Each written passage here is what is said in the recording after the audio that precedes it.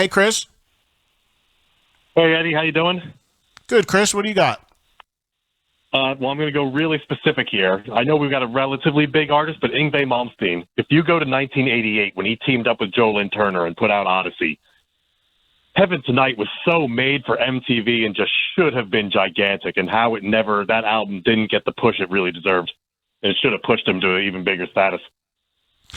Well, all right, so that's interesting. So yes, certainly Yngwie a household name as far as guitar players are concerned, but and obviously still tours, makes records, makes a career doing this, makes a nice living doing it. But I understand what you're saying. You're saying that he should have been way bigger. Absolutely. I mean, you figure in that era, MTV's pushing what they're doing. They had the image. If Heaven Tonight, if they had maybe put out Dreaming as the ballad from that one and put out a second video, it's just unfathomable to me that MTV didn't get behind it at that point. Well, they played Heaven Tonight like crazy, though. That was on MTV all the time. So it got some, but then the album died. They put out a live Spanish Castle Magic as the follow-up kind of to it later, but it didn't get any push. They didn't really put out a second true single. Hold On was a great song from that record. I love that song. The whole album is probably the best that either Yngwie or Joe have done. I mean, and Joe's got a catalog that's almost unrivaled, but you put the two of them together and it was just, what a dream team. You know, for me, my favorite guitarist and my favorite vocalist together, and with the image and with the era, it should have been gigantic and blown up. Well, it's interesting, and thank you, Chris, for the call. I think, first of all, Joe Lynn Turner released a new single today and video for a song called Black Sun, which sounds really good.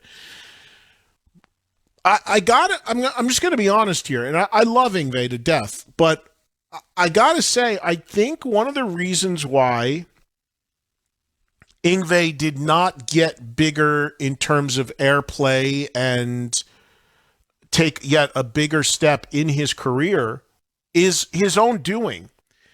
And what I mean by that is his choices musically.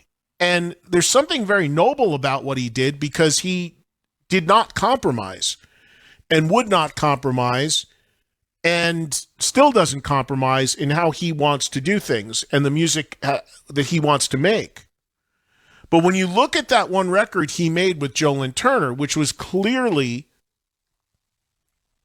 the closest he came to getting airplay and crossing over to a whole nother audience, he did do a 180, and he pulled away from that.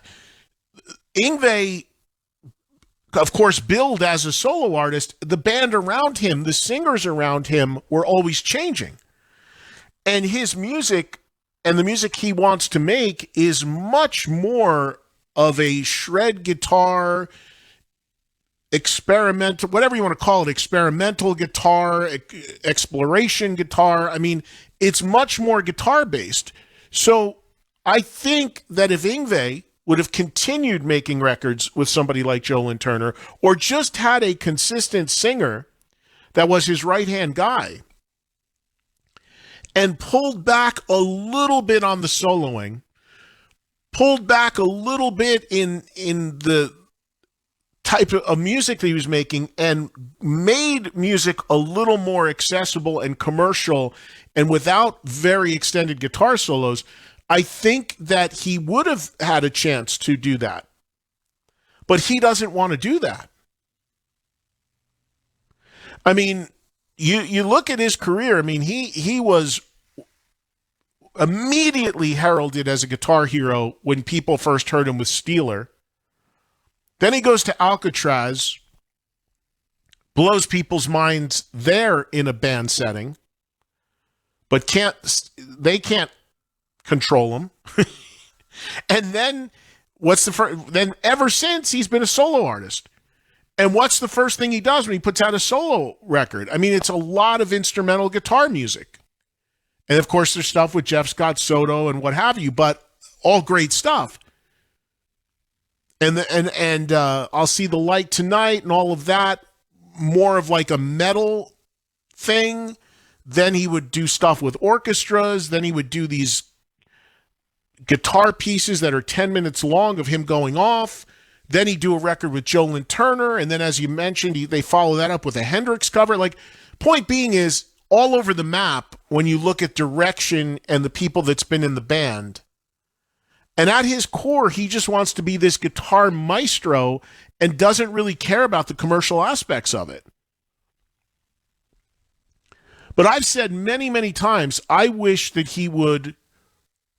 You can still make records like that, but pull back a little bit, work with a great singer, and make music that's a little more accessible. And the one time he did it, I think by far was the time he got the most airplay, which was that Odyssey record with Joe. It's the one record he made with Joe. Here's JC in New York.